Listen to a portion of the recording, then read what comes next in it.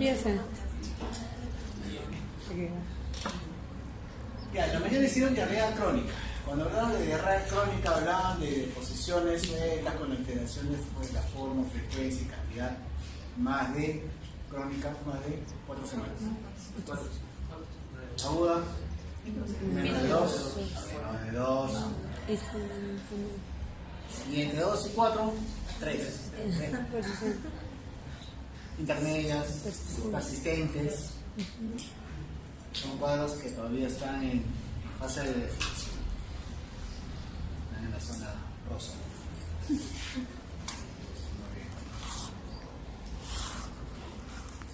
¿A qué se debe que se presenten los cuadros de diarrea? Estas alteraciones en la forma, en la frecuencia, en la cantidad.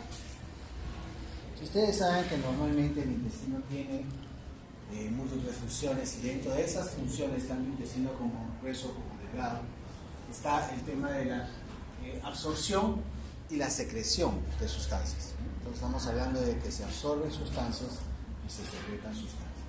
Entonces la alteración en esa función de absorción y secreción es lo que nos va a dar las alteraciones en la forma y en la frecuencia de la deposición y en la cantidad también, ¿no? ¿Qué pasa con el tema de la diarrea?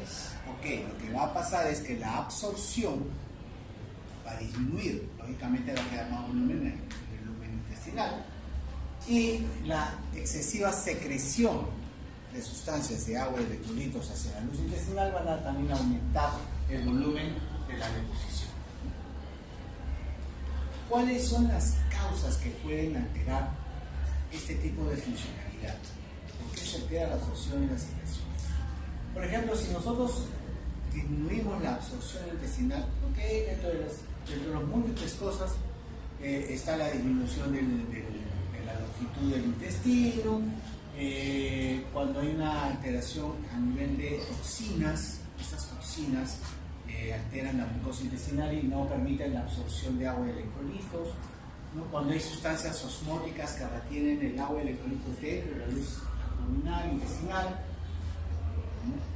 Cuando hay un aumento en el movimiento intestinal, estos son causas en que disminuye la absorción de agua y electrolitos.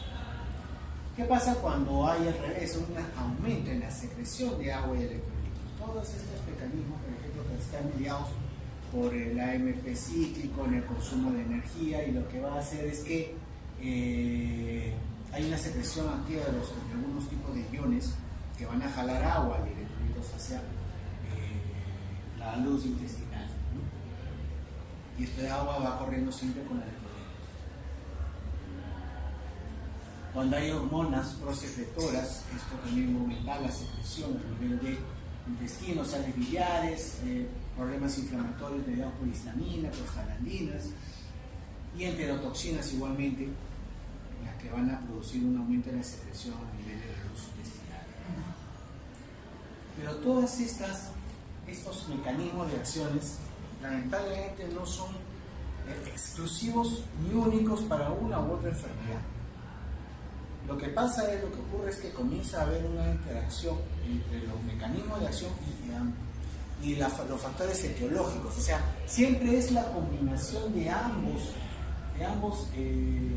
mecanismos la que va a dar la alteración en la forma, en el volumen y en las características de la deposición, ¿no?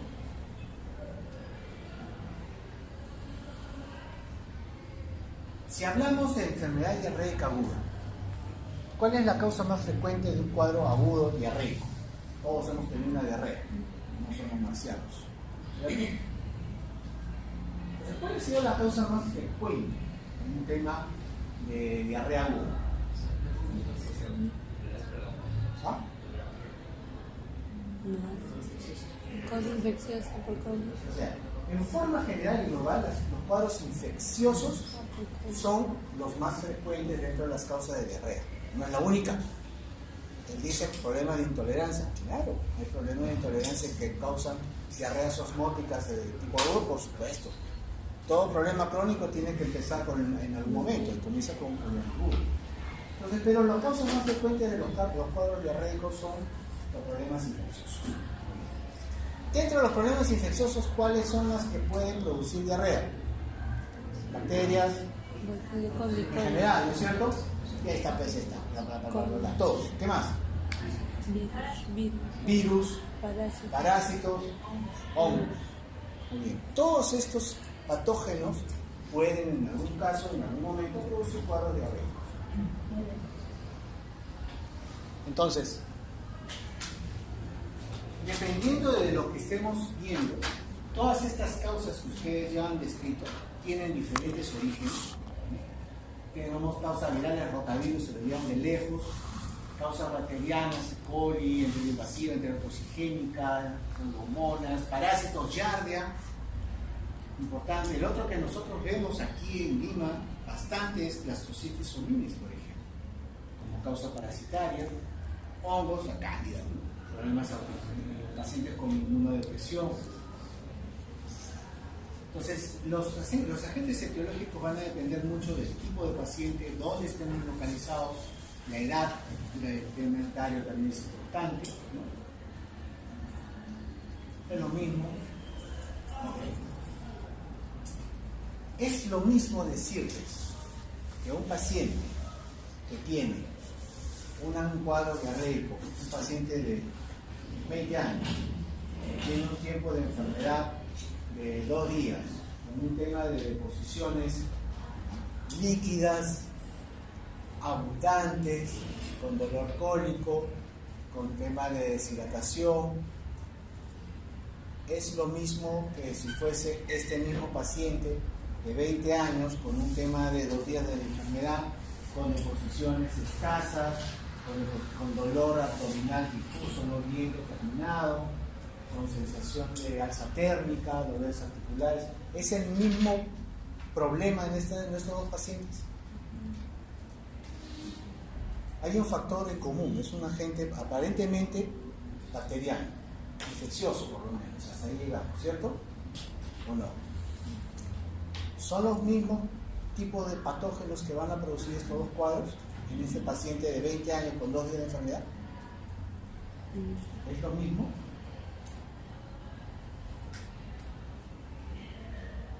Uno es diarreas abundantes, el otro es diarrea escasa, uno es dolor cólico, el otro es dolor urente, uno tiene fiebre, el otro no tiene fiebre, el otro está con malestar, el otro no tiene mayor tema, uno está deshidratado, el otro está sudoroso.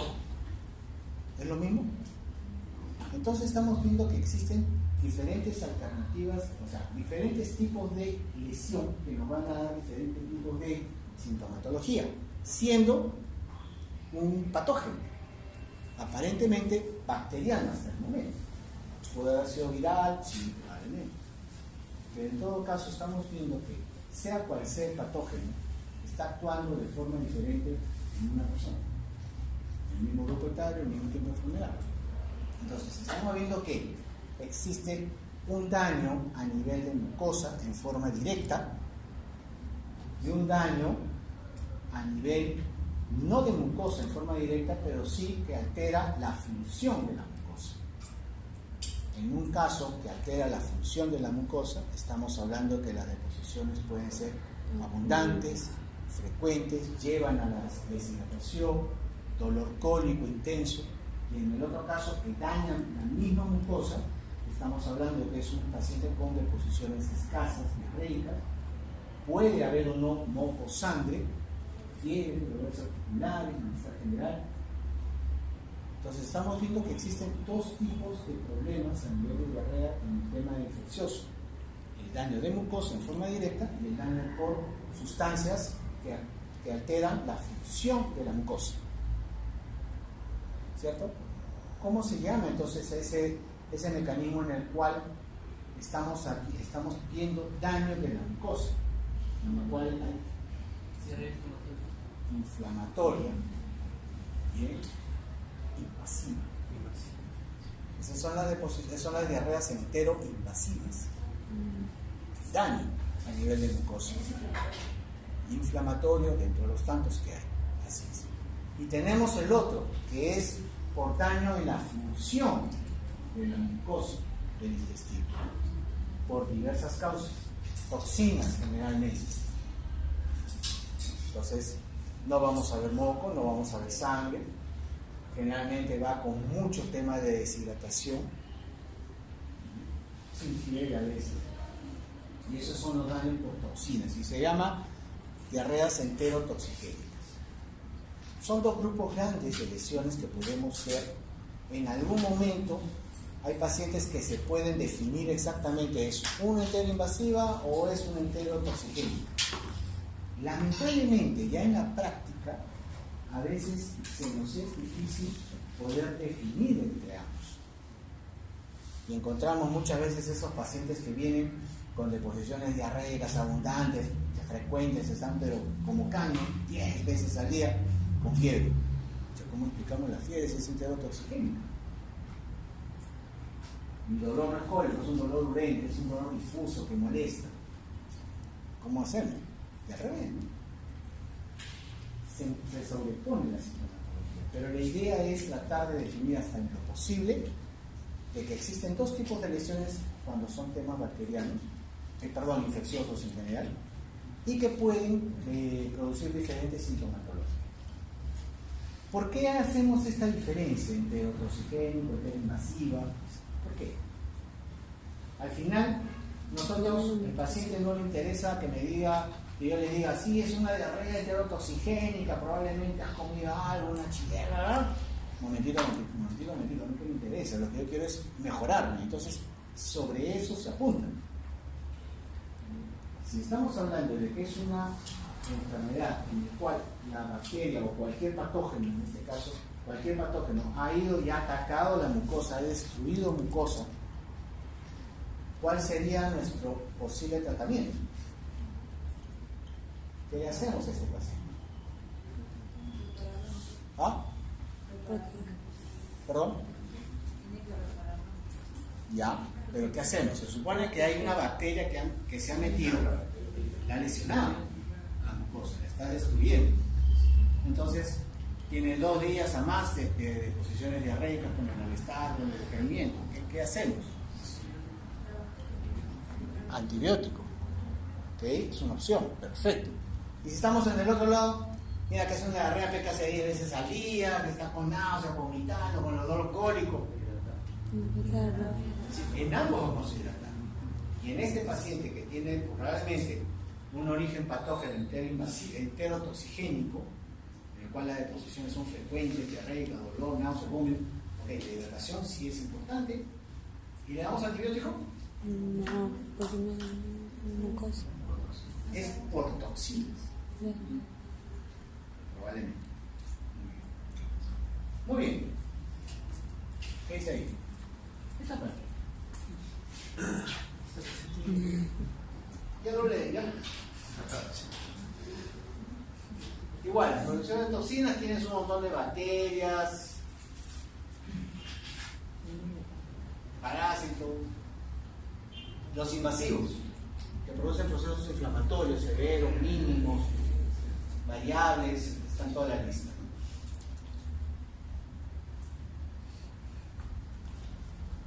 La clínica, o sea, lo que vamos a encontrar en un paciente, va a depender mucho de cuál es el origen del problema de la diarrea. Como les decía, muy diferente encontrar un paciente con una diarrea enterotoxigénica, en el que se va a deshidratar, que un paciente con un problema enteroinvasivo, en el cual el paciente va a lucir tóxico. Si bien es cierto, puede o no estar deshidratado, pero el problema es la toxicidad por la muerte celular a nivel de mucosa intestinal. Entonces, de eso va a depender mucho la sintomatología y la clínica que nosotros vamos a ir a ver.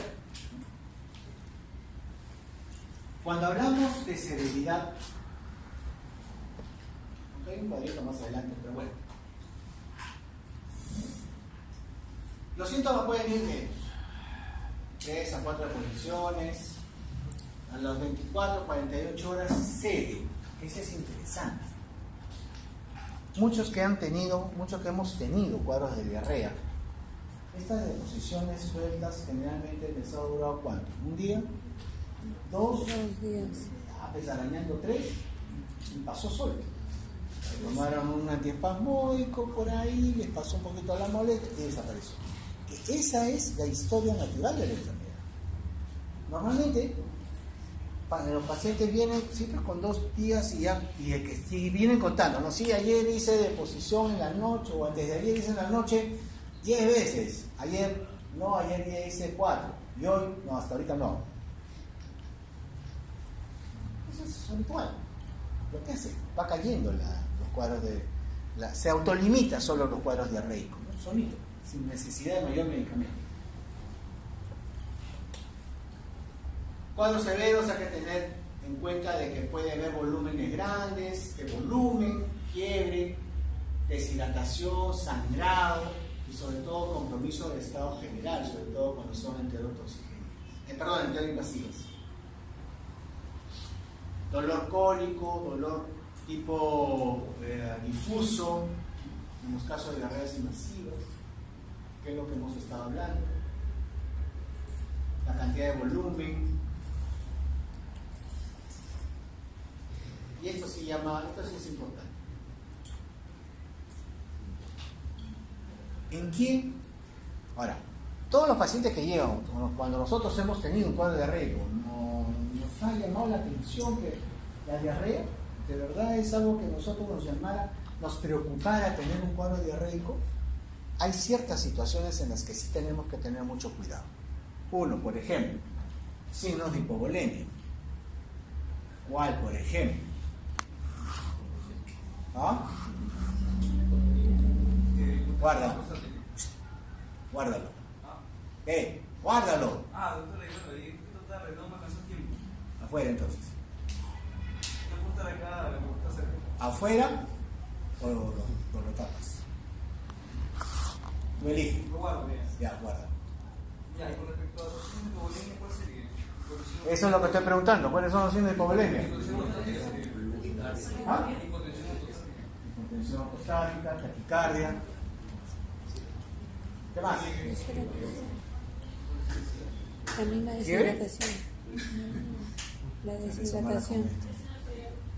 Hipotensión, La deshidratación. Deshidratación. sequedad de piel, de mucosas, ¿no? Hipovolemia, o sea, está perdiendo volumen de sangre, volumen de líquido. Sangrado digestivos, hematoquesia, rectorragias es un tema. Fiebre por encima de 38 grados, pero fiebre, ¿en qué tiempo? Yo tengo un día de deposición líquida con 4 diarreas desde la noche hasta hoy día, con 38 de temperatura. ¿Es esto un signo de alarma? Generalmente, ¿después de cuánto tiempo?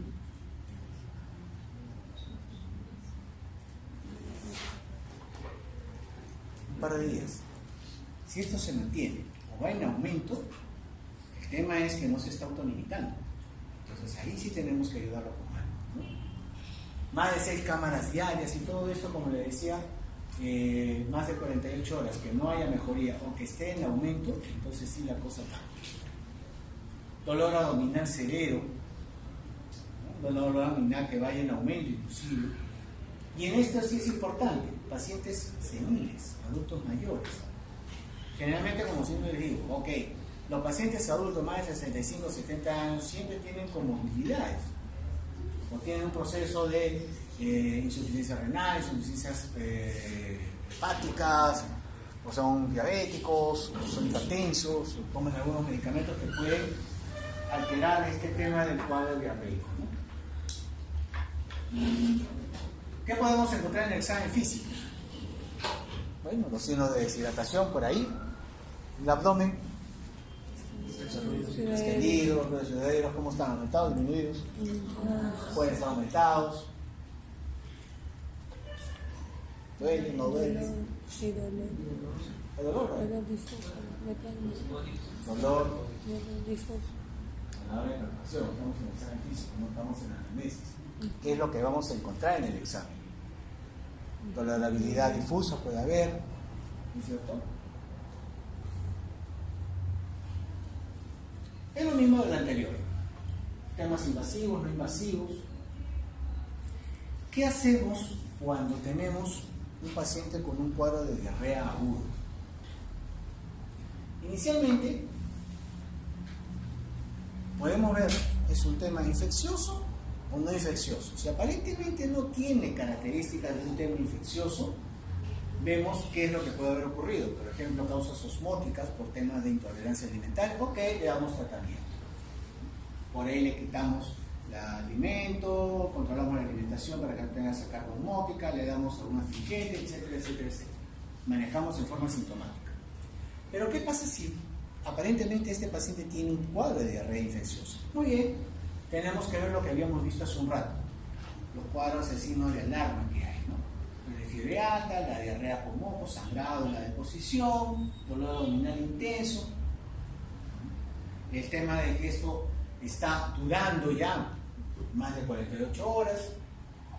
Si todos estos partes del cuadro de alarma, los signos de alarma se encuentran presentes, entonces tenemos que ir buscando el origen de este problema. ¿Qué es lo que está produciendo eso? Entonces, ya si tenemos que estamos en un tema en el que tiene signos de alarmas, aparentemente es infeccioso, podemos comenzar a evaluar lo que se llama el tratamiento antibiótico. Dentro de los cuadros de lo que tenemos que tener en cuenta para iniciar un tratamiento, un esquema de tratamiento antibiótico, están los temas de diarrea nosocomial, son pacientes especiales, son pacientes que están hospitalizados, diarrea del viajero y diarreas por inmunodeficiencia.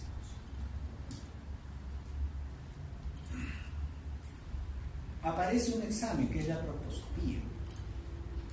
La proctoscopía básicamente se utiliza ¿para qué? Para ver toma de muestra en fresco. Hay algunos diagnósticos, como ustedes habrán visto en la mañana, que necesitamos hacer toma de muestra en fresco para esos exámenes y a través de la proctoscopía. Ahora, ¿qué pasa si en estos cuadros de riesgo no tienen los signos de alarma? Es un tema infeccioso aparentemente. Entonces lo que podemos darle es tratamiento sintomático. En el tratamiento sintomático vemos, ok, no resolvió, tenemos que seguir buscando.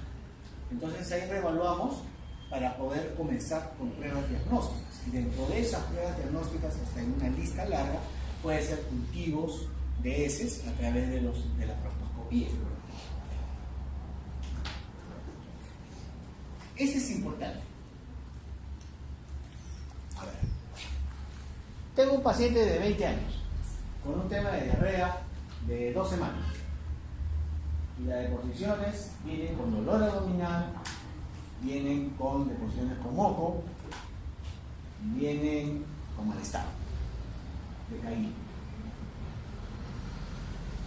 Primer diagnóstico, con 20 años. ¿Cuál es? ¿Ah? Diarrea aguda. Aparentemente infecciosa. Hasta ahí estamos, pues ahí estamos. Diarrea aguda, muy bien. Pero, ¿qué otros diagnósticos en este paciente de 20 años podemos plantear?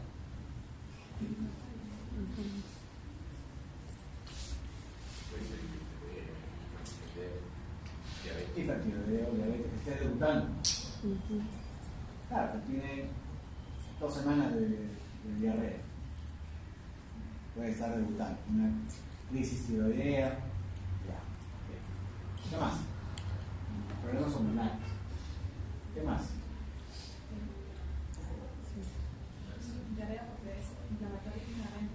Diarrea por enfermedad inflamatoria intestinal. Muy bien. Y si este paciente ya no tiene 20, tiene 70. Neoplasia. ¿Qué más? Una diarrea osmótica. Ok. ¿Qué más? Aparte de tema infeccioso. Problemas hormonales, ya, ok.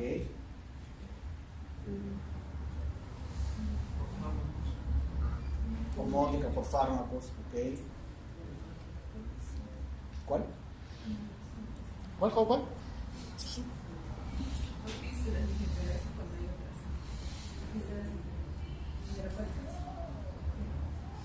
Ya.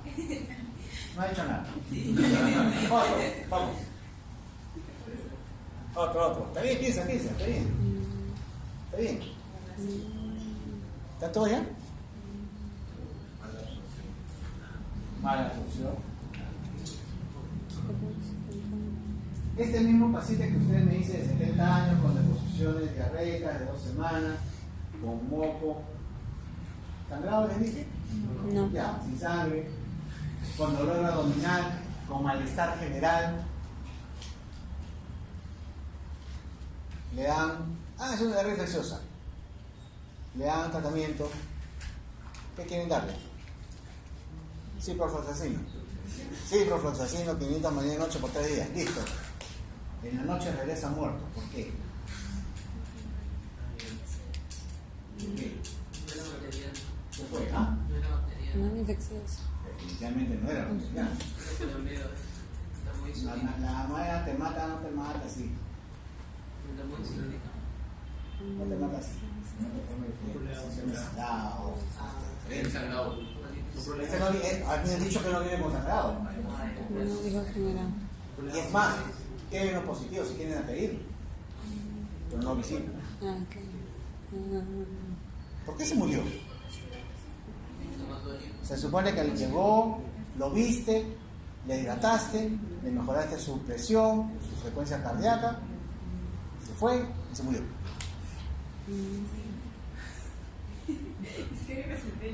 Así es. El tema no fue una diarrea infecciosa, fue una isquemia mesentérica. Trombosis mesentéricas. Así es. Estuvo haciendo isquemias mesentéricas y en un momento se trombosó. Pero el impulso viene con diarrea. Por supuesto que va a Eso no hace un dolor. Eso hace dolor. Se supone que debe ir con sangre, no viene con sangre. Se supone que debe ir inflamación, moco, no viene a veces con moco. El tema es dolor. Diarrea. Y diarrea. Puede comer. No sobre todo después de comer. Es que existen trombosis mesentérica, isquemias mesentéricas crónicas y agudas. Puede estar cursando con un tema de una trombosis o una isquemia mesentérica crónica. Que el hueco del tamaño y el diámetro del vaso es así, pero él lo tiene ahí. ¿Cómo le duele? Claro, le va a doler. Pero eso se puede taponar otra vez o se puede tapar con un trombo. ¿Y qué pasó? Se trombosó, se necrosó y se... Entonces, hay que tener mucho cuidado con esta lámina. ¿Por qué? Porque esto es lo más importante. Diarreas las van a ver todas las veces del mundo. Pero necesito que tengan siempre presente que existen otras enfermedades aparte de las diarreas infecciosas, por bacteria, por virus, por hongo, por lo que quieran, y que pueden matar al paciente. Enfermedades inflamatorias intestinales, muy bien. Las colitis microscópicas no matan, pero molestan. Las colágenas, la diverticulitis y las isquémicas, tanto las trombosis como las isquemias. Eso sí es un problema. ¿Qué tenemos para poder valorar un cuadro diarreico? Habíamos hablado... A ver. ¿Cómo descartamos una isquemia intestinal? ¿Ah? ¿Cómo descartamos una isquemia intestinal? ¿Igual? No se pregunta. Con el antibiótico, ¿qué pasa?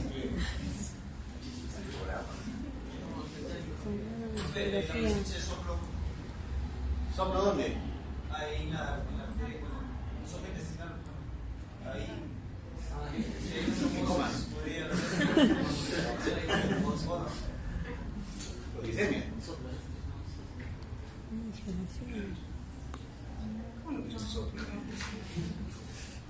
¿Puedes escuchar en el abdomen un soplo? Sí, porque realmente es aórtico, porque tenemos un aneurisma ahí grandazo que está soplando ahí, lo vas a escuchar, ¿sí, no? Para enfermedad inflamatoria intestinal. Entonces, ¿cómo hacemos un diagnóstico de un cuadro de enfermedad inflamatoria intestinal? ¿Qué pasa si yo les digo, ok, hay que pedirle un examen de heces, este cuadro diarreico de 2 semanas? Y dentro del cuadro, ¿qué le pido cuando le hacemos juntar muestras de heces al paciente? Un TVNU, ya sale positivo. ¿Qué más? ¿Cuál? Demora 7 días. ¿Qué más? Coprológico funcional, muy bien. ¿Qué informa el coprológico funcional? Sí, sí, sí, es agudo. Pérdida de alguna sustancia, proteínas, grasas, carbohidratos, pH, presencia de flora intestinal, presencia de leucocitos. Ujú. Leucocitos. Muy bien. Entonces se supone que si vamos a buscar en un cuadro diarreico agudo, pedimos un coprológico funcional o en el mejor de los casos pedimos una diferenciación celular, o sea, la cantidad de leucocitos que hay en la deposición. Si esta diferenciación celular me dice, sí, tiene 30 leucocitos por campo, normalmente no debe haber. ¿De qué estamos hablando? ¿Ah? Una diarrea inflamatoria. Y hasta ahí llegamos. ¿Cuál es el origen? Podemos hablar de inflamación intestinal tipo Crohn o colitis, o podemos hablar de una inflamación por causas bacterianas o virales, o podemos hablar de una inflamación por, no sé, radiación. No. Me dice simplemente que hay un tema inflamatorio a nivel intestino, no me dice más. Entonces, ¿qué otra cosa podemos utilizar para poder definir qué es lo que puede ocurrir con un paciente en un cuadro diarreico agudo? Biopsia.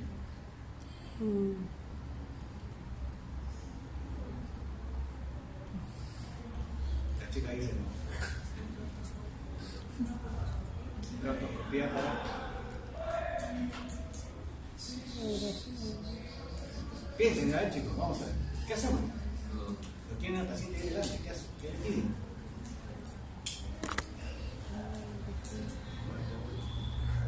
Una proctoscopía. ¿Para qué? La biopsia. Me deja mal al hombre porque...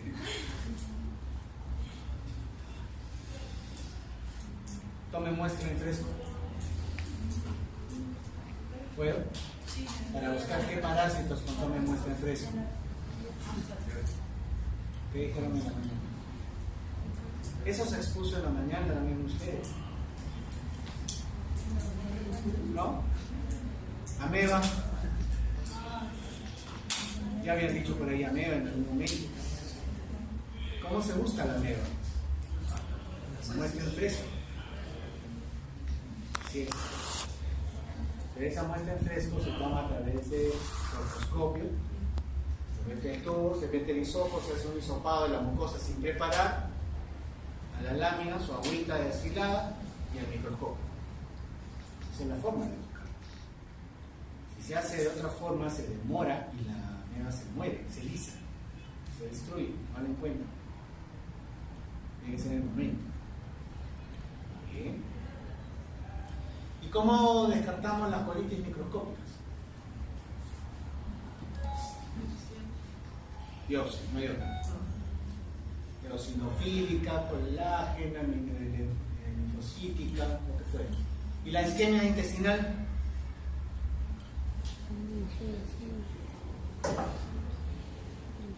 Tenemos que sospecharla. Así es.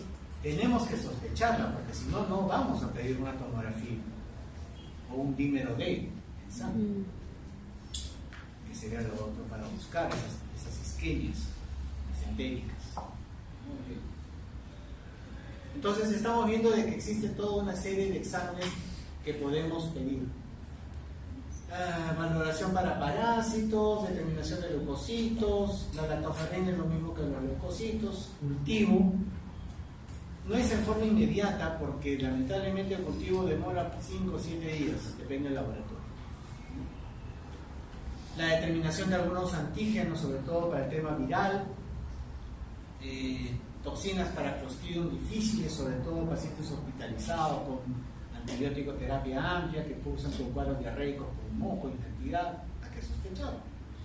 Tinciones específicas para TB, para hongos.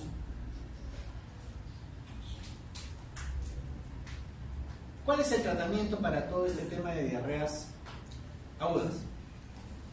¿Qué tenemos? ¿Cuál es el principal? Ya está, listo, se acabó el tema.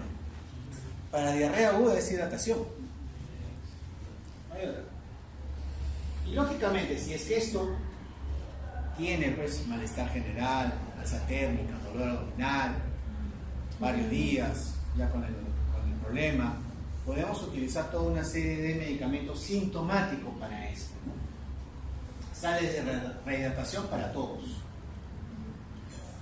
Racecadotrilo, los inhibidores de las encefalinas, es una de las alternativas para poder secar el intestino delgado cuando el tema es un aumento en la secreción intestinal. Como alternativa, opiáceos. ¿Qué tenemos como opiáceos? Codeína, ese jarabe para la tos, sirve como antidiarreico. Loperamida, que es lo que tenemos aquí en el mercado, disminuye la motilidad.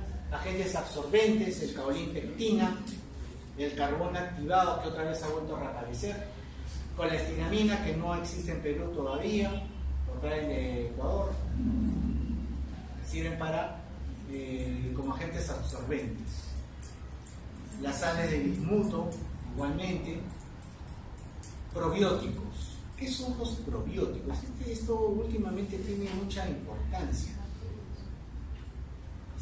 No necesariamente son bacterias, porque hay unos que se utilizan como probióticos. Pero son cepas especiales, ¿no? Son microorganismos vivos que nos van a ayudar a tener un efecto favorable en el organismo. Eso es lo que se llama un probiótico. El tema es que existen muchos mecanismos de acción dependiendo del tipo de bacteria o el tipo de hongo que se utilice. Existen mecanismos de competencia. ¿Cómo así?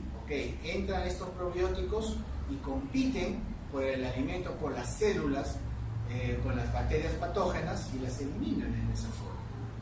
Existen toda una serie de juegos de sustancias que vienen con los probióticos en los cuales bloquean el efecto patógeno de algunas bacterias.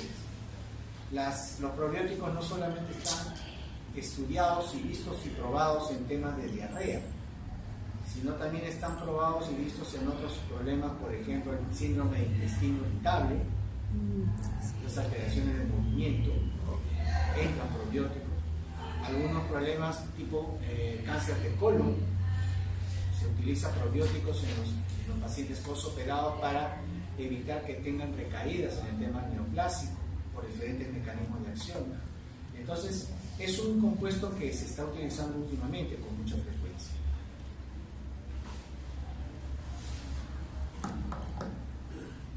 Acá tenemos que tener en cuenta algunos puntos. Uno, el uso de antibióticos en los pacientes con diarrea aguda. Ojo, muchos de estos pacientes son problemas virales. Y como problemas virales, el antibiótico no les hace ni cosquillas. La mayor parte de problemas diarreicos se autolimitan. No necesitamos dar antibióticos. Y es más, en esos pacientes que, a pesar de que es un problema bacteriano, porque vienen con fiebre, malestar, recaimiento, tienen 24, 48 horas y desaparece la molestia, no necesitamos darle antibiótico. Entonces, hay que tener cuidado. ¿Por qué? Porque existe un problema de formación de cuadros de diarreicos por Clostridium difficile, y también existe el problema de la, ¿cómo se llama eso? Cuando le damos antibióticos por gusto y crea una resistencia ¿a qué? Una resistencia bacteriana a los antibióticos. Y ese es un problema en que ustedes van a tener que lidiar muy frecuentemente, porque las generaciones antiguas daban antibióticos a diestra y siniestra. Lamentablemente siguen saliendo antibióticos de nuevas estirpes y cada vez más potentes uno que el otro, y las bacterias siguen produciendo mecanismos de resistencia para estos antibióticos. Es un problema serio. Y eso es por el uso indiscriminado de los antibióticos. ¿Qué antibióticos tenemos? Y hay una lista larga, dependiendo del tipo de bacterias. En general, la ciprofloxacina, los macrólidos en general, pueden ser utilizados en pacientes con cuadros diarreicos que lo necesiten. Muy bien. ¿Cuánto es diarrea crónica? Ayer a 4 semanas. Muy bien. ¿Qué es lo que hace el intestino? Absorbe, secreta, transporta en algún caso. Muy bien. Otro tipo de clasificación que podemos utilizar para poder definir un cuadro de diarrea es esta, por ejemplo. Osmótica, secretora, transporte, alteración en el trastorno, en la motilidad y procesos inflamatorios. Osmótica, ¿cuándo es? ¿Cuándo hablamos de osmótica? ¿Perdón? Cuando se jala agua. Hacia la luz intestinal. Muy bien. Entonces quiere decir que hay sustancias que hacen eso. Por ejemplo, ¿cuál? Lactosa. En general, algunos carbohidratos no digeribles. ¿Qué más? Carbohidrato. ¿Qué más? Doctor, el punto de la fibra dietética también tiene efecto osmótico. Claro, por supuesto. Eso es lo que han dicho ustedes, ¿no es cierto? Jalan agua hacia la luz intestinal. Carbohidratos en general, signo de mala absorción, de glucosa, lactosa, etc. Ingesta de fármacos como por ejemplo sulfato de sodio, fosfato sódico, citrato sódico. Eso es lo que se llama el evapolvo. La lactulosa, fibra. Esta fibra.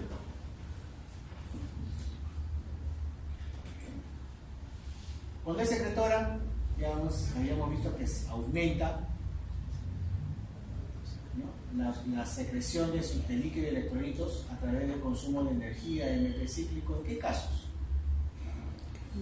Enfermedades inflamatorias intestinales, por ejemplo, Crohn, colitis ulcerativa, el SPRU, linfoma, que es la gran simuladora de todo, gastroenteritis eosinofílica, es un tipo de proceso inflamatorio microscópico, que buscarlo con biopsias.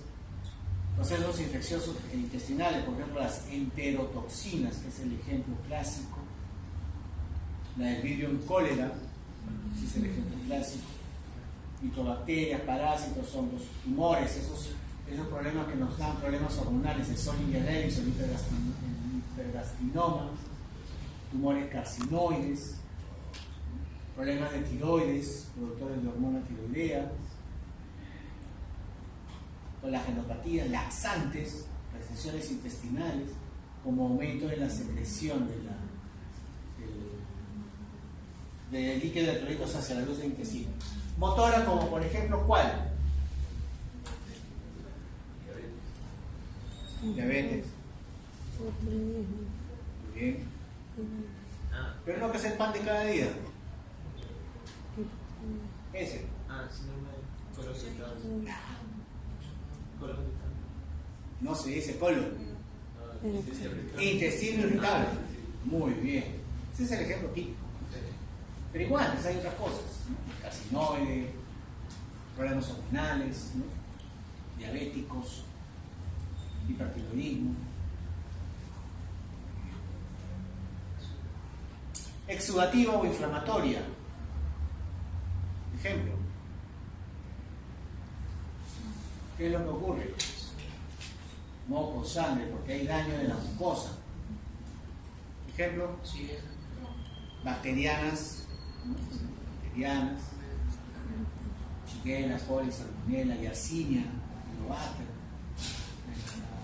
enfermedad antihistolítica, procesos inflamatorios intestinales, o sea, enfermedad inflamatoria intestinal, colitis ulcerativa, las enterocolitis actínicas, esas que no duran por radiación en pacientes postoperados o con tratamiento para cáncer de próstata, cáncer de ovario, cáncer de útero, generalmente, perdón, de ovario no de útero, que reciben radiación, ellos, ¿no? Colitis isquémicas, aquel daño de la mucosa, moco y sangre.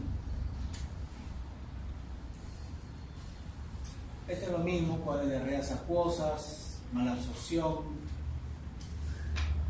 Muy bien. Horrible esto. ¿Cómo se hace para estudiar un cuadro de diarrea crónica?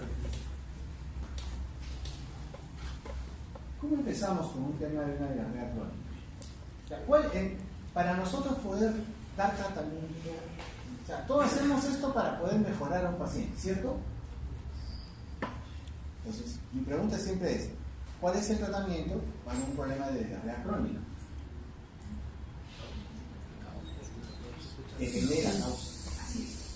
Entonces, para poder hablar de un paciente que tiene que recibir tal o cual medicamento, o hacer tal o cual cosa, o poder hacer cual o procedimiento, tenemos que estar pensando en que debe haber un diagnóstico en este paciente. Y eso se va a ver dependiendo la clínica del paciente.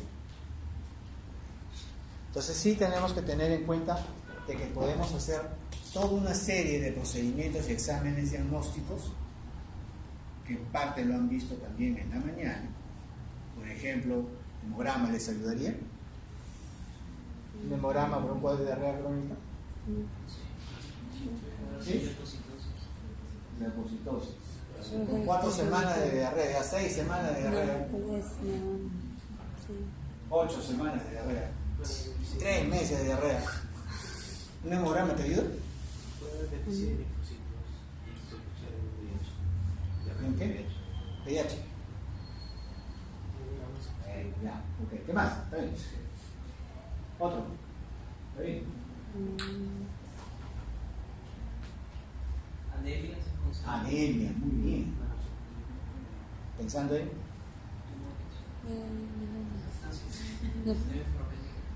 ferropénica, ya, la una. ¿Y la otra? ¿Ah? ¿Qué? Tiene que ver carbohidratos con anemia. ¿Ah? ¿De qué vitamina? B2. Sí. Muy bien. ¿Qué otro tipo de exámenes podemos pedir? Problemas, estamos viendo de todo lo que hemos hablado, de toda la etiología de que hemos estado presentando y hablando, pues tenemos que comenzar a pensar cuál es el problema. ¿Es un problema infeccioso? ¿Es un problema inmunológico? ¿Es un problema hormonal? ¿Es un problema de movimiento? ¿Qué es lo que pasa? ¿Qué es lo que está pasando con este paciente? Entonces, dependiendo de donde nosotros estemos pensando, vamos a dirigir nuestros exámenes. Podemos terminar, podemos hacer un hemograma, podemos hacer cultivos aceptables, cultivo de orina, perdón, de heces, no de orina, cultivo de heces. En algún momento podemos pedir exámenes endoscópicos, colonoscópicos. ¿Por qué endoscópicos estamos hablando de diarrea? O el gasto que fue el que su procedimiento de endoscopia alta. Van a pagar, pero. O sí, justifico que tiene que hacerse su endoscopia en un cuadro de una diarrea crónica. ¿Pensando en qué?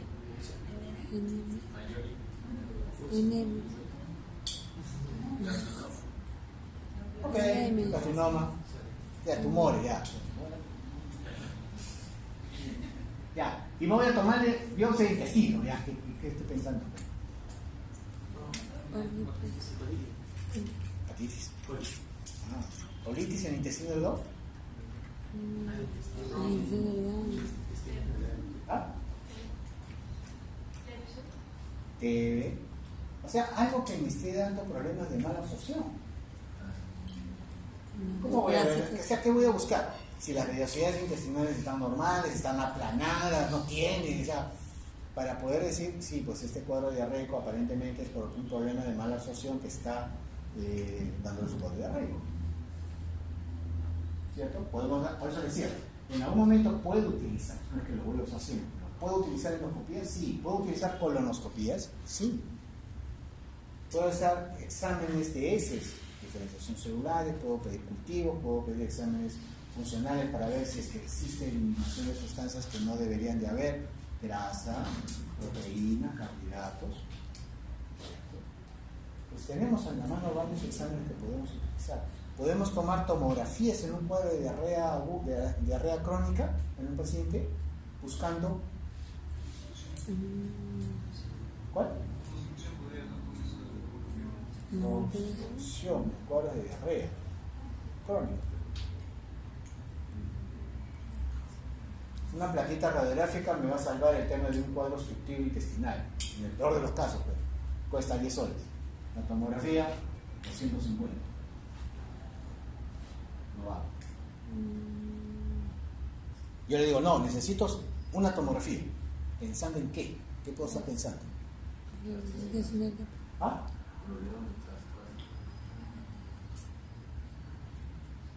NMD.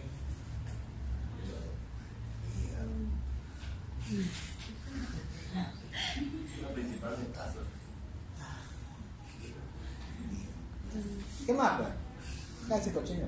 ¿Qué más? ¿Qué estás pensando? ¿Tumores?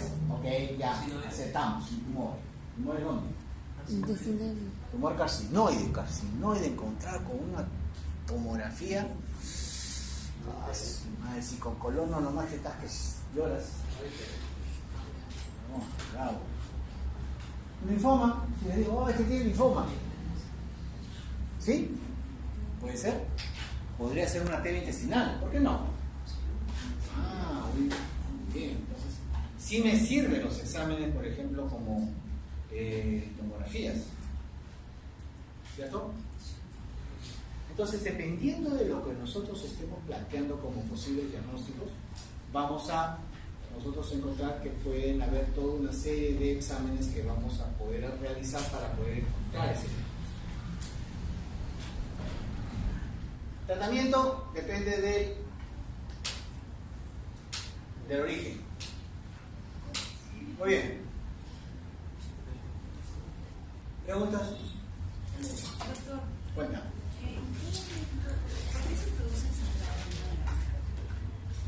Ah, qué interesante. ¿Por qué puede producirse sangrado en una diarrea?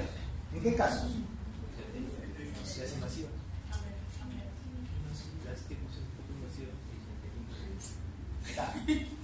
¿Escuchaste? No. Diarreas interinvasivas. ¿Te acuerdas que cuando estábamos hablando decía hay diferentes tipos de daño, que puede ser uno de daño de la misma mucosa, se lesiona, se destruye la mucosa, y hay otro en el que se altera la función de la mucosa, sin daño. Entonces, donde se destruye, se destroza, se desfacela, sangra, moco, ahí está, ¿qué es eso? Shigella, la E. coli interinvasiva, sí, eso te dan diarrea con sangrado. ¿Preguntas? ¿Y cómo la diferencia de la exudativa solo por el tiempo? ¿De qué? De la exudativa solo por el tiempo. Como les dije ayer al empezar, tenemos toda una serie de clasificaciones en el cual se van a alterar la función en un lado, se va a lesionar la mucosa en otro lado. El problema es que en la práctica es difícil poder separarlos al 100%. Es por eso que llegan pacientes y se sienten y te dicen, tengo 4 días con diarrea líquida, de a poquitos, en pequeñísimas cantidades, pero me duele el abdomen tipo retorcijón, cólico, he vomitado, me duele la cabeza, tengo un malestar, como si me hubieran pateado, pero bueno, eso es por el tema de deshidratación. Si estamos hablando de que se ha deshidratado, probablemente sea por un volumen alto de deposición, pero no lo tiene. Entonces no puedo hablar ni siquiera de un problema entero invasivo ni de un problema entero toxigénico neto. Y eso es lo que se ve normalmente en los pacientes. No vienen como les cuentan el libro, vienen mezclados. Entonces ahí, ok, ya tiene 4 días. Y al revés, tiene una diarrea, a ver que se va 10 veces al día, tiene ya 4 días, está vomitando, con fiebre, con dolores articulares, que es un tema de infección bacteriana gran negativo, con dolores articulares. Entonces, ¿qué haces? ¿Solo lo hidratas? ¿O también le das antibióticos? Pero está haciendo un volumen grande de deposición. Le A mí me contaron que cuando hago yo un tema interinvasivo, hay moco y sangre y son como pujo las deposiciones. ¿Qué hago? ¿Qué hacen? ¿Cuál sería el esquema de tratamiento de este paciente? ¿Ah? ¿Qué? Igual, claro, lo vas a tratar, pero ¿qué le das? Antibiótico. ¿Qué dice? ¿Ah? Porque le van a preguntar, bueno, y ustedes pensando, pucha, ¿qué es? Interinvasiva, enterotoxigénica. Por toxinas, es por bacterias, es por ambos.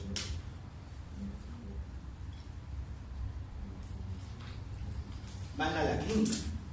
Como le dije, no es sencillo. Si bien es cierto, todos hemos tenido un cuadro de riesgo, todos hemos pasado por un tema de estos, nos ha durado poco. Tanto así que en el segundo día, el tercer día ya comenzamos a tomar antibióticos. La primera dosis de ciprofloxacino, de la primera dosis de cualquier quinolona, el paciente mejora. Vale. ¿Fue por el antibiótico la quinolona? ¿O fue porque ya estaba en su ciclo que ya le tenía que mejorar? Es difícil saber. Y a nosotros nos pasa. Todos han tomado en algún momento, qué sé yo, pues una sulfa tipo Bactrim o una amoxicilina cuando están con un cuadro diarreico y les paró. ¿Fue el antibiótico o fue la historia natural de su enfermedad? Es difícil decir. No es sencillo. Y hay cuadros de diarreas crónicas que de verdad son un dolor de cabeza. Porque le hace desde la A a la Z y no mejoran el paciente. Inclusive dándole pruebas terapéuticas sobre crecimiento bacteriano, de todo. ¿Ya? Tratando el intestino irritable. ¿Ya? Tengo un par de pacientes así que son tolerables. Y dentro de los planes de tratamiento, en algún momento, sobre todo para el intestino irritable, se utilizan antidepresivos. No porque le voy a mejorar la depresión, la ansiedad, no para eso. Para el tema del cuadro del intestino irritable. Sobre todo cuando van con dolor. Hay muchos que se quejan. Y ellos mejoran con antidepresivos. Como es parte del esquema de tratamiento que se tiene. ¿Preguntas? Profe, Cuenta. primero, doctor, había mencionado el tipo de dolor entre los dos. ¿Cuál era la diferencia de una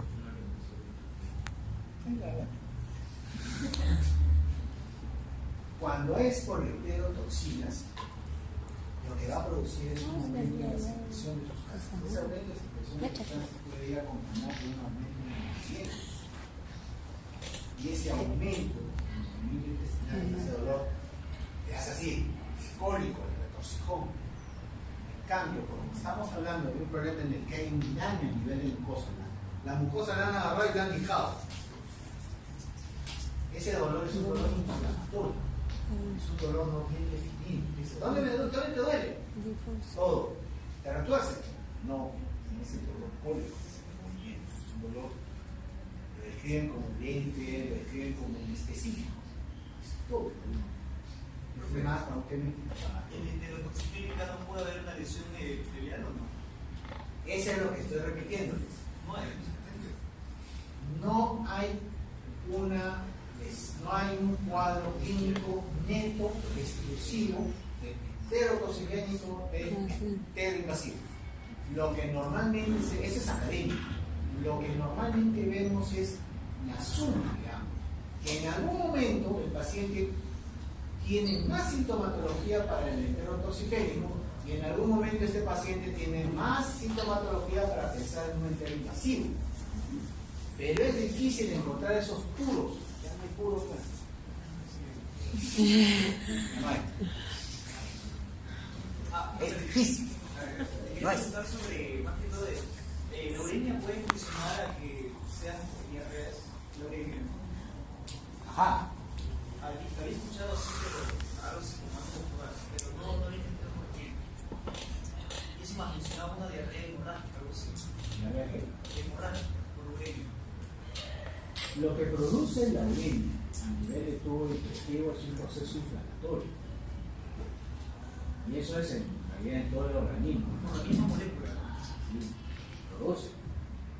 Y es esto, y es bien frecuente encontrar en esos pacientes con problemas de IRC, insuficiencia renal crónica, cuando hacemos procedimientos de endoscopía, temas inflamatorios en todo el estómago, predominantemente, también en el intestino, pero predominantemente en el estómago, le damos una gastritis lenta. Y tiene que llegar al punto de que haga una lesión vascular Claro, y produzca una así es. Ten en cuenta que la mucosa del tubo digestivo nace de la boca y termina en el ano, todo es parte del tubo digestivo y todo se compromete. No es frecuente encontrar, por ejemplo, hemorragia digestiva baja por uremia en pacientes con insuficiencia renal crónica, no es lo frecuente. En sangrados de hemorragia digestiva alta, no, es más sintomatológico, es más por inflamación. No se ve tanto sangrado, puede tenerlo, igual que la gastropatía hipertensiva mortal. Igual, se ve todo como esa mucosa, como la piel de la serpiente, así moteada por varios lados, esa es una característica. Sangra, no mucho, pero sí hay un tema inflamatorio. Preguntas, chicos, ¿ya nos vamos?